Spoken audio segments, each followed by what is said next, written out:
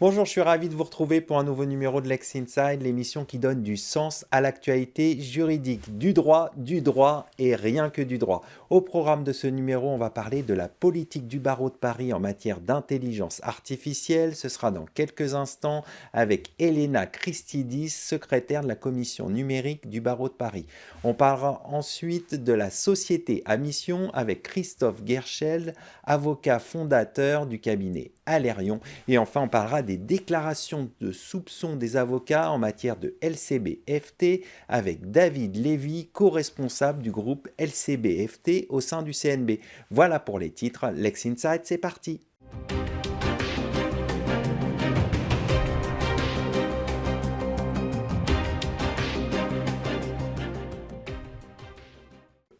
On commence tout de suite ce Lex Inside. On va parler de la politique du barreau de Paris en matière d'intelligence artificielle avec mon invité Elena Christidis, secrétaire de la commission numérique du barreau de Paris.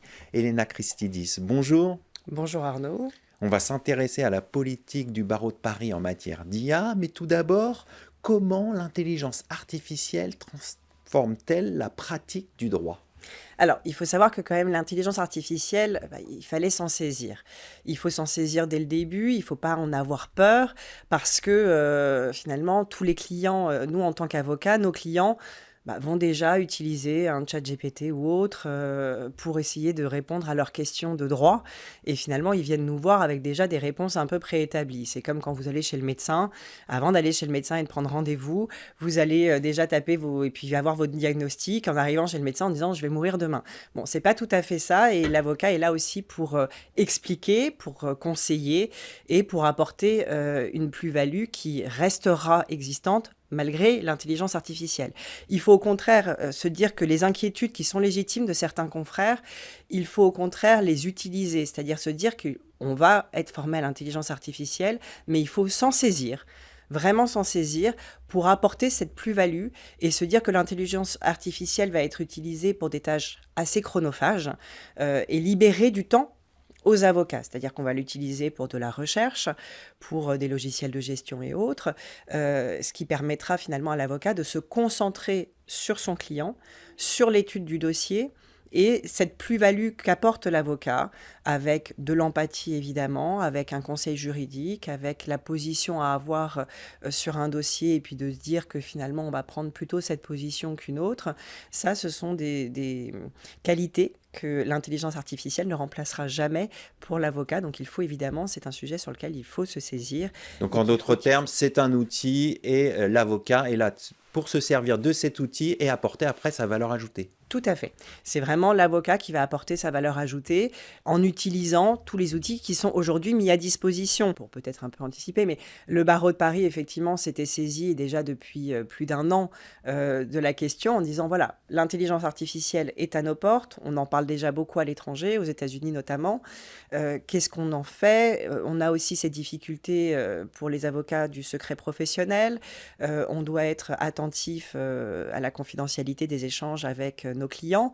Donc, comment l'utiliser et à bon escient, sans trahir aussi le secret professionnel auquel on est soumis. Alors justement, rentrons dans le vif du sujet. Comment concrètement le barreau de Paris accompagne-t-il les avocats parisiens dans cette transition numérique avec l'utilisation de l'intelligence artificielle ? Alors, la question s'est posée finalement, quel outil? Est-ce que le barreau de Paris va signer des partenariats? Est-ce qu'on va faire des tarifs négociés?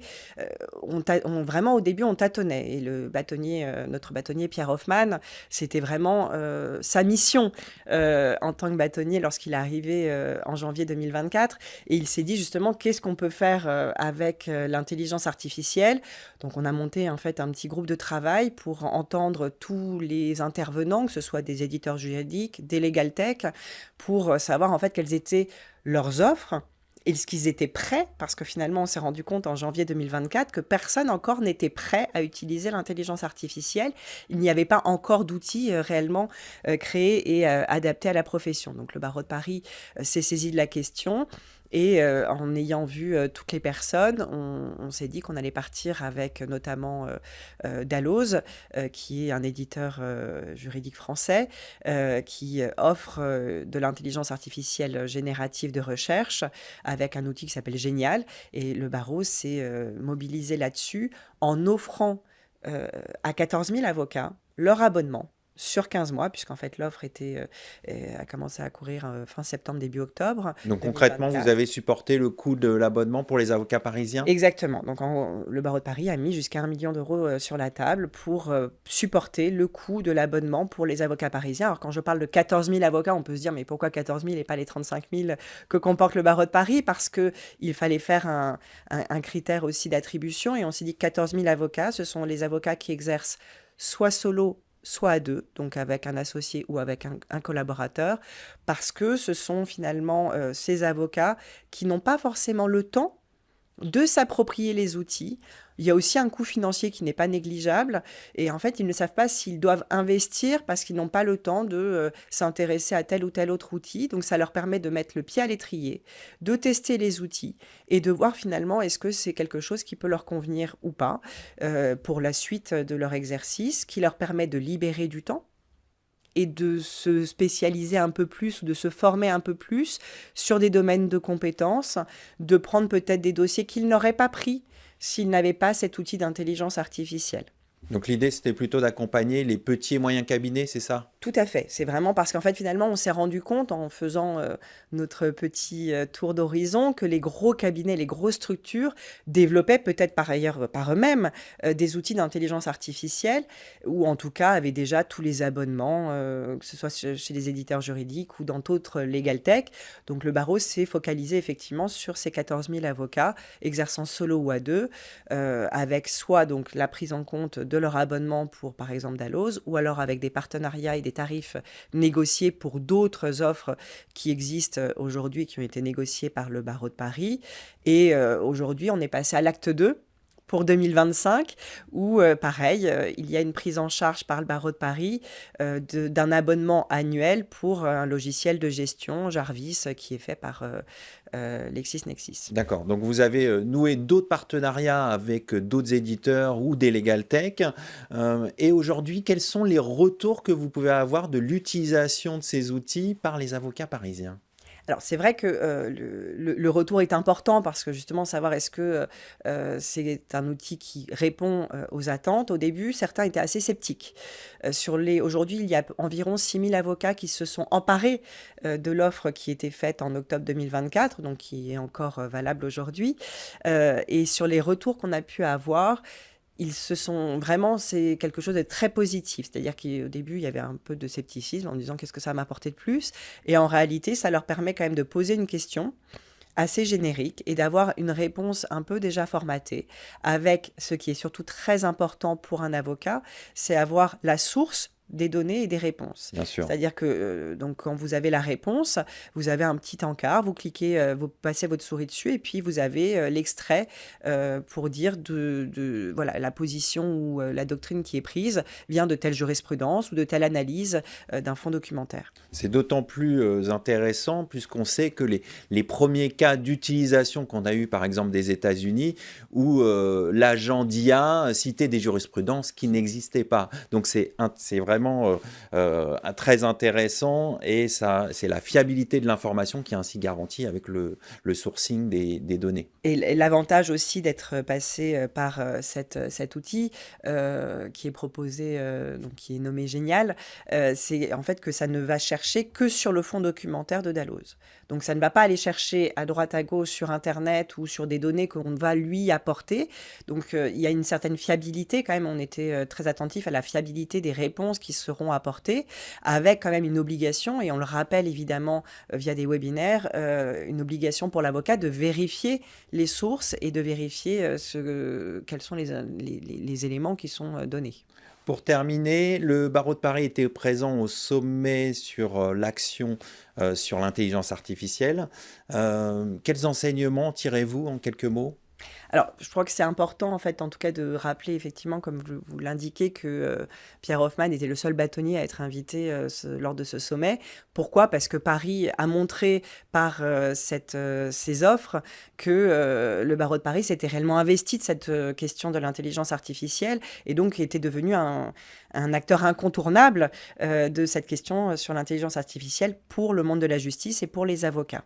Il faut savoir aujourd'hui que d'autres barreaux français se sont rapprochés de nous pour savoir justement comment on avait fait, mais pas que français. Il y a aussi des barreaux étrangers qui s'intéressent à la question, que ce soit à Barcelone par exemple ou à Prague.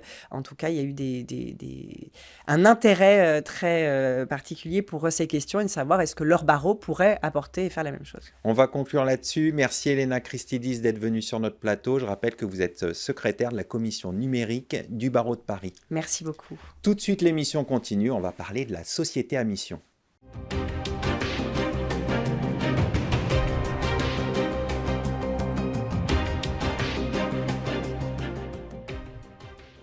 On poursuit ce Lex Inside, on va parler de la société à mission avec mon invité Christophe Guerchel, associé fondateur d'Alerion, également fondateur de Green Sanctuaries. Christophe Guerchel, bonjour. Bonjour. Alors la loi PACTE de 2019 a ouvert une nouvelle voie avec cette société à mission. Tout de suite, rentrons dans le vif du sujet. Qu'est-ce qu'une société à mission ? Alors une société à mission, c'est à la fois pas grand-chose parce que il suffit finalement de prévoir qu'on est société à mission ou qu'on devient société à mission dans les statuts. Et en même temps, c'est beaucoup parce que ça veut dire qu'on se donne une raison d'être et qu'on se donne une mission avec des objectifs qui doivent être ensuite quantifiables, qui sont des objectifs sociaux et environnementaux. Alors on en sait plus maintenant sur la société à mission, mais pourquoi opter pour la société à mission ? Alors d'abord une petite remarque, c'est que on a assez peu de sociétés à mission en France, 1600 sociétés à mission à peu près. Oui, c'est très peu. C'est très peu sur, si on prend les 160 000 PME en France par exemple, effectivement ça fait 1%. Bon. Comment vous l'expliquez ? Alors, je l'explique parce que la relative nouveauté du dispositif, et je pense que peut-être que cette interview va aider, les gens n'ont pas complètement intégré à la fois que c'était simple et que c'était important. Voilà. Alors pourquoi une société à mission ? D'abord, il faut que la démarche soit sincère. Et ça, je pense que c'est assez important à dire. On ne peut pas faire une société à mission pour faire du greenwashing. Il faut qu'il y ait une démarche sincère, premièrement. Et deuxièmement, définir une mission, une raison d'être, ça veut dire sans doute engager les collaborateurs. Moi, j'ai un client qui s'appelle Pure Engagement qui dit souvent est-ce que votre société est engagée si vos collaborateurs ne le sont pas ? Bon. Et ça peut être une occasion de faire du team building, de chercher ensemble une mission, une raison d'être. Ça peut renforcer la dynamique et l'énergie collective.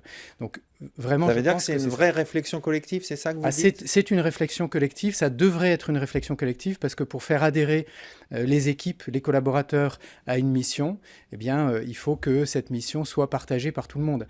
Alors ensuite, on peut, dans certains cas, vouloir devenir société à mission aussi parce qu'on a des clients, on a des fournisseurs pour lesquels c'est important. Par exemple, si on fait des appels d'offres, il est clair que les collectivités locales, les personnes publiques seront intéressées par le fait que vous soyez société à mission.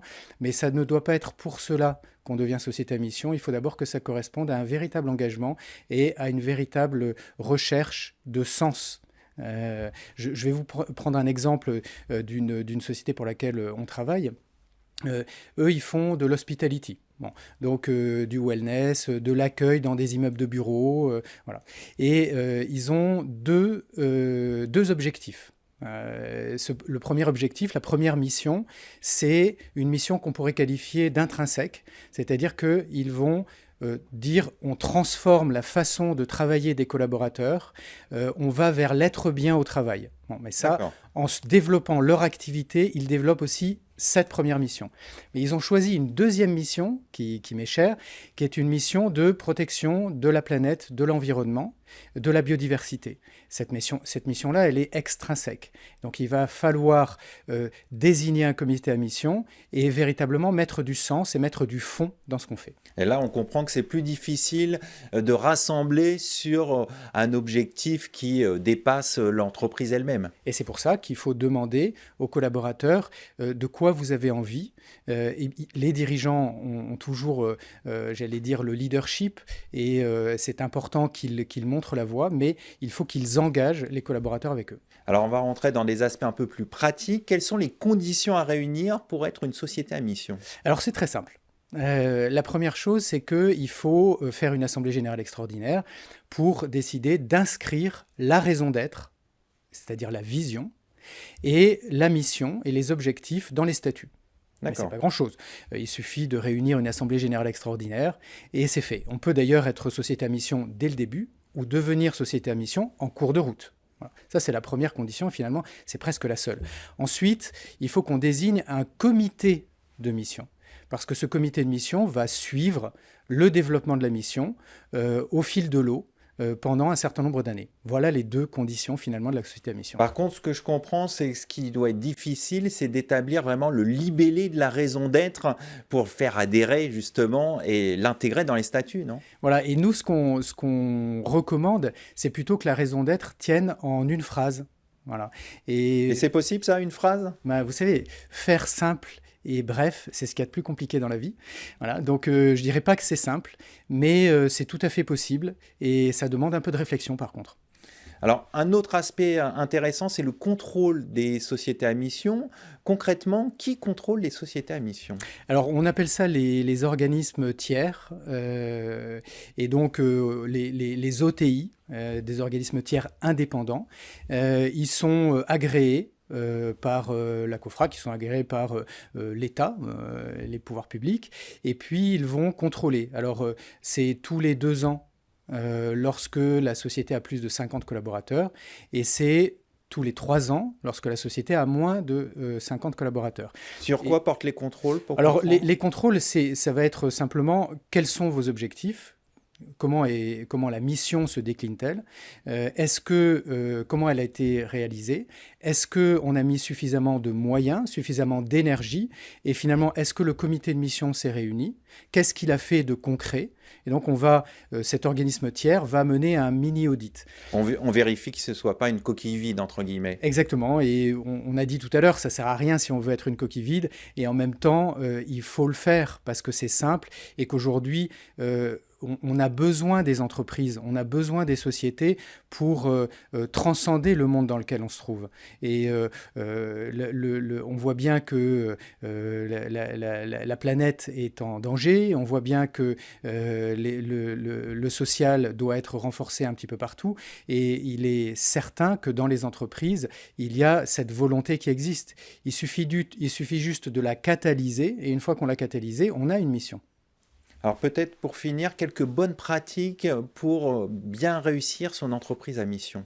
Ouais, je dirais faire simple d'abord, c'est-à-dire que, on disait tout à l'heure une raison d'être, une phrase avec du sens. Pas du blabla, pas du greenwashing. Deuxième chose, je pense ne pas multiplier les objectifs. Peut-être avoir 2 objectifs, un objectif, 2 objectifs. Essayer d'avoir aussi des objectifs intrinsèques, des objectifs qui sont remplis facilement par le développement de l'activité. Et puis, bien y réfléchir avant. Si on pense qu'on veut être société à mission juste parce que ça va faire plaisir aux tiers et qu'on ne veut pas mettre de contenu à l'intérieur de la société à mission, ça ne sert à rien. On va conclure là-dessus. Merci Christophe Guerchel d'être venu sur notre plateau. Je rappelle que vous êtes associé fondateur d'Alerion, également fondateur de Green Sanctuaries. Merci beaucoup. Tout de suite, l'émission continue. On va parler de LCB-FT et de déclaration soupçon des avocats.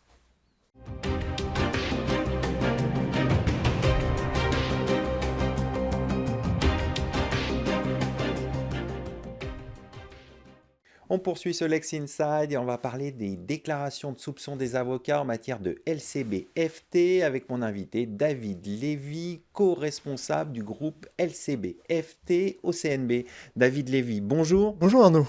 Nous allons nous intéresser au rôle des avocats en matière de lutte contre le blanchiment de capitaux et le financement de terrorisme. Tout d'abord, quelles sont les principales obligations de vigilance que les avocats doivent respecter dans le cadre de la LCB-FT ? Dans le cadre de la lutte contre le blanchiment des capitaux et le financement du terrorisme, qui est prévu dans le Code monétaire et financier, les avocats ont globalement deux grandes obligations. D'abord des obligations de vigilance et d'identification, et ensuite des obligations de déclaration de soupçons de blanchiment. La vigilance et l'obligation de vigilance, c'est quoi pour l'avocat ? C'est se poser des questions. Et les questions qu'il se pose, il doit les poser à son client. Pourquoi il fait ça ? Pour obtenir des renseignements, pour vérifier un certain nombre de choses afin de ne pas être instrumentalisé dans le cadre d'opérations auxquelles on va lui demander de participer. Et donc, très concrètement, la vigilance revient à faire quoi ? Elle revient à vérifier l'identité du client, l'identité du bénéficiaire effectif, qui est celui qui va, de manière ultime, bénéficier de l'opération à laquelle l'avocat va travailler. Identifier également les flux financiers, l'origine des fonds qui vont être utilisés dans le cadre de l'opération. Vérifier aussi l'opération en elle-même, sa régularité, sa réalité, sa consistance. Et enfin aussi, et ça on l'a bien développé depuis février 2022, vérifier l'existence éventuellement de sanctions financières ciblées dans un dossier. Et pour toutes ces obligations de vigilance, toutes les réponses que l'avocat obtient, il doit les conserver. Il doit les documenter, il doit les mettre à jour régulièrement pendant la relation d'affaires avec le client afin de démontrer qu'il a rempli ses obligations de vigilance. Alors maintenant, on en sait plus sur les obligations de vigilance, mais comment les avocats peuvent-ils identifier les activités suspectes qui pourraient être liées au blanchiment de capitaux ou au financement du terrorisme ? Alors, cette identification, il y a plusieurs moyens de le faire. Le Conseil national des barreaux a mis à disposition des avocats un certain nombre d'outils de cartographie que les avocats peuvent utiliser à partir du site internet du Conseil national des barreaux. D'abord, un outil de cartographie du dossier en lui-même. On va rentrer un certain nombre de paramètres du dossier et on va avoir un traitement de ce que nous avons donné et la réponse va nous dire le niveau de risque auquel on se situe et ce qu'il va falloir mettre en face pour contenir le risque.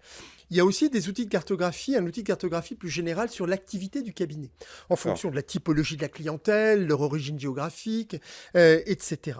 Ensuite, comme je viens de le dire, on identifie une opération et la réalité de ce qu'on nous demande de faire en posant des questions, en interrogeant les clients.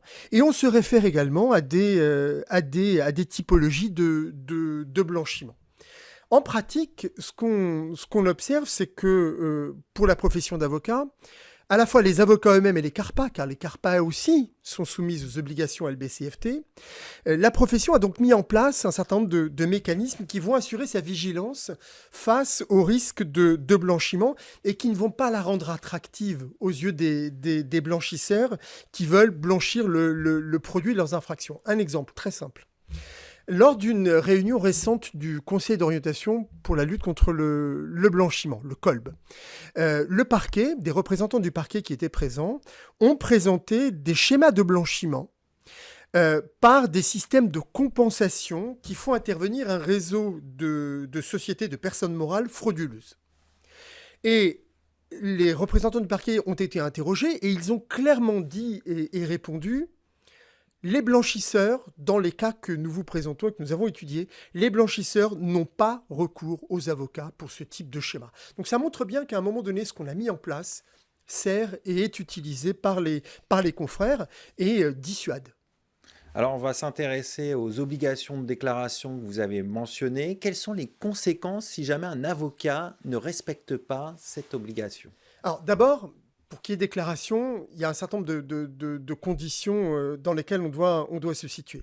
D'abord, la déclaration ne va pas intervenir, de soupçon ne va pas intervenir quand l'avocat effectue pour son client une consultation juridique ou est dans le cadre d'une procédure juridictionnelle. D'accord. Ça, c'est des exceptions importantes.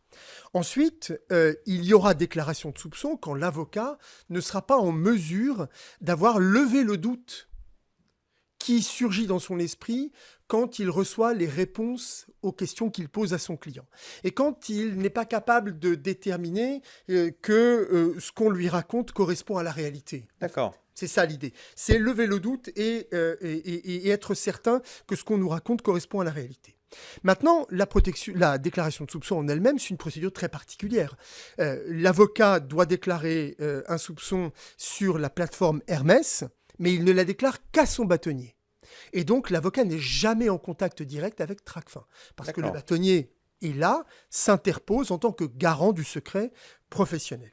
Et donc, si on venait à reprocher à l'avocat de ne pas avoir respecté ses obligations de déclaration, il y aura la possibilité de poursuite pénale, poursuites disciplinaires et déontologiques, et enfin, à la main du Conseil de l'ordre également, des sanctions administratives qui pourraient être prononcées, telles qu'une injonction de mettre fin au comportement, une interdiction de diriger une structure d'exercice, ou le cas échéant, une amende pécuniaire. Donc des sanctions qui peuvent être importantes. Qui peuvent être importantes, mais des sanctions qui doivent aussi être analysées à l'aune de la politique de la profession et des ordres en matière de lutte contre le blanchiment, parce que les ordres vont, dans les cabinets d'avocats, vérifier sur place, sur pièce, si les avocats et les structures remplissent bien leurs obligations LBCFT. Alors le Conseil d'État s'est prononcé sur les obligations déclaratives dans un avis du 25 janvier dernier. Quels sont les principaux points abordés par le Conseil d'État concernant les obligations déclaratives des avocats ? Alors, cet avis est problématique à la fois sur la forme et sur le fond. Sur la forme, certes, on nous dira que ça tient à la procédure qui a été mise en œuvre pour avis, mais aucun élément contradictoire. Aucune audition d'entités assujetties, notamment de la profession d'avocat, et le Conseil d'État nous dit qu'il se base sur les seuls éléments qui lui ont été donnés par qui ? Par le gouvernement. D'accord. Ça nous pose, nous, en tant qu'avocats, évidemment... Il y a un problème de contradictoire, voilà, c'est ça ? Parce que c'est notre ADN, on a un vrai problème de contradictoire ici, et c'est une manière de procéder qui, pour nous, ne va pas sans difficulté. Maintenant, sur le fond, quel est le sens de ce que dit le Conseil d'État ? Le Conseil d'État dit « Les entités assujetties doivent déclarer des soupçons de blanchiment, mais aussi déclarer l'infraction primaire, l'infraction sous-jacente, à partir de laquelle on a ensuite du blanchiment. Et ça pose un certain nombre de problèmes. Pourquoi ? Très simplement parce que d'abord, le Conseil d'État ne tient pas compte du champ d'assujettissement, notamment des avocats, aux obligations LBCFT. Ensuite, le Conseil d'État semble oublier que la profession d'avocat, par exemple, bénéficie de 2 exemptions que j'ai citées tout à l'heure. Pas de déclaration de soupçon quand on est en procédure juridictionnelle ou qu'on donne une consultation juridique. Ensuite, le Conseil d'État nous dit nous, on va faire une interprétation stricte de la déclaration de soupçon et de la procédure, mais en réalité, il aboutit à faire une interprétation totalement extensive du dispositif.